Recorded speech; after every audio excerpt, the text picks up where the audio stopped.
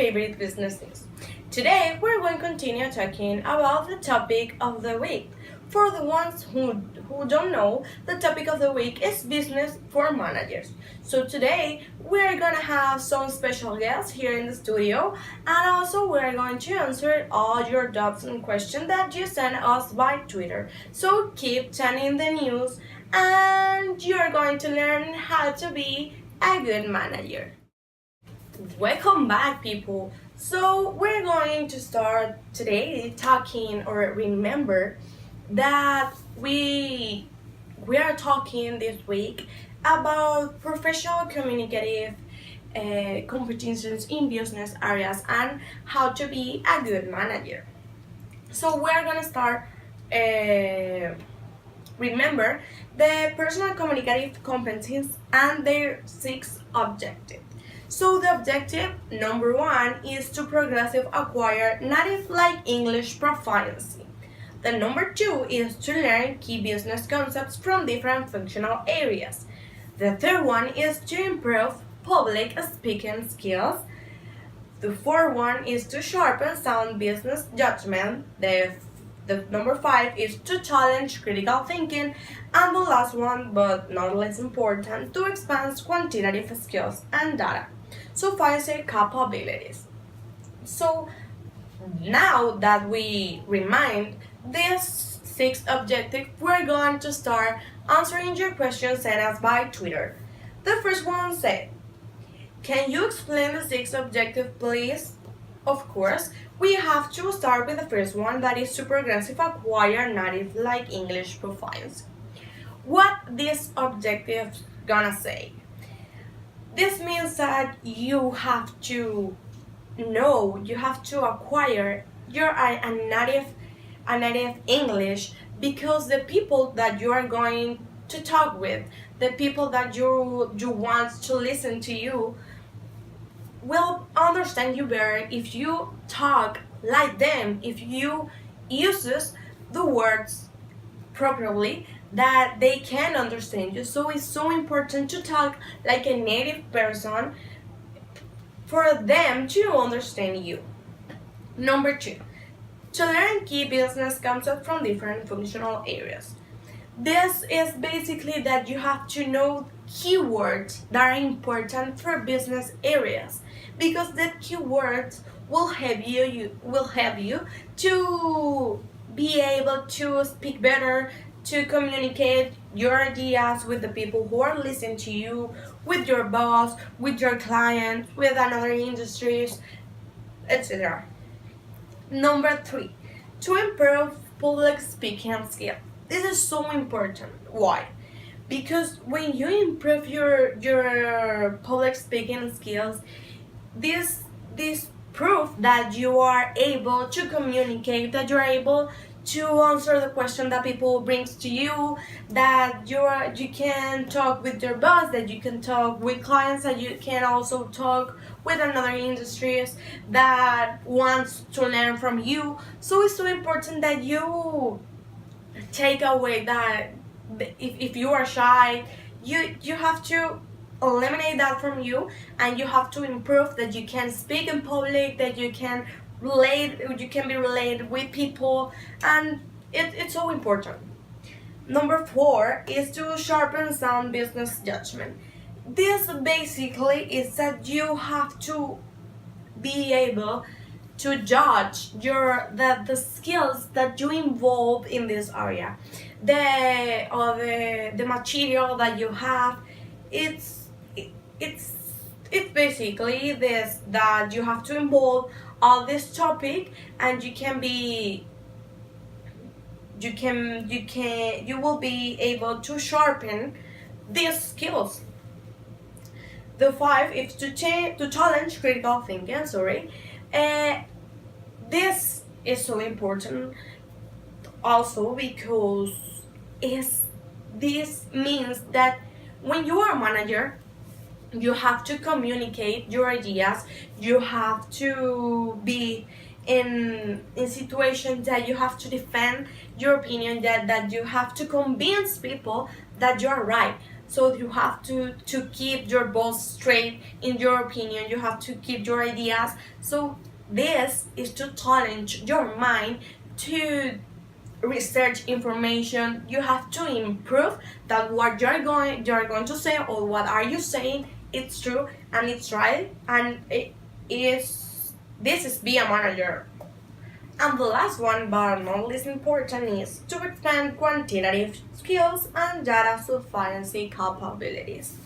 This only means that you have to know numbers, that you have to know the data from another industries, for another workers, for another companies that are involved in this area of business, because this is going to help you to support your ideas, to support your opinions, to support your work, to support the things that you are going to say when you want to convince another person, when you have to convince another industry, and all the stuff. So you have to know the numbers and data of even your own industry or your own company, to improve and to convince people that what you're saying is true, and to keep your opinion and your ideas straight, and you and your words that prove that what you are saying it's true. So now we're going to continue answering some of your questions that you sent us by Twitter. The first one says, the second one says, which one are the most important one? This question is important, is a good question. For me, the two objectives that are the most important is to improve public speaking skills, because like I said, it's important to improve people that you're able to talk with persons, that you're able to talk with other workers, to talk with industry, with companies. So it's so important to improve that you have the ability to search your ideas and your opinions with people no matter what. So, and the another one is the thing that challenges your critical thinking, because this means that you are in constant you're learning constantly, that you're doing research, that you're searching things to improve that you are a good manager, and to improve that you are able to talk with this. So, and the last one question that you are joining us on Twitter is, what makes this so important? That's a good one. Why? Because this topic is so important, but these objectives or competencies, like I said, is the start to you to help you to know what you are going to do to be a good manager, what you have to keep what you have to keep in mind, the little things that can make you a huge person in this industry. So now one of the guests is my co-worker Maria Daniela, that are going to explain you guys another little things that is good to you for being a good manager. So let's go with her. Morning, I'm here to talk about business and management. It is the process through we achieve business objectives, and the first one is planning, that is basically achieve the organizational goals, always based on mission and vision objectives of the company. The second one is organizing, and here we need to establish task and authority relationships to allow people to work together as a group to achieve organizational goals. The third one is leading, and it is about to motivate, coordinate, and energize individuals into groups to work together into the company goal. The fourth one is establish accurate and measuring and monitoring system to calculate how well the organization is going through to achieve this objective. Yeah. Now we're going back to the studio with Luisa. Thank you, Daniela, for that knowledge that you bring us today.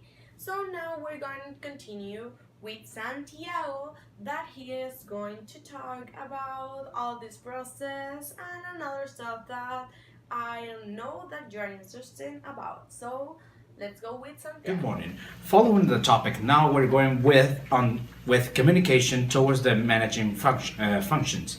We have on the interact, which is basically going with the definition of communication. Now, what's communication? Communication is the process in which two or more people are involved in conveying a message, transmitting an idea, creating an idea, transmitting a new message through symbols. It can be written, it can be spoken, where we interpret meanings so we can decipher this message and maybe just giving a feedback. We have talking about following the topic of the. Moving on with our subject, we have the constitutive view. Now, the constitutive view, it basically refers to creating a social reality, which is basically to defy our audience expectations. What do they believe? This topic generally relates, or it's presented when we want to introduce a new product to an audience.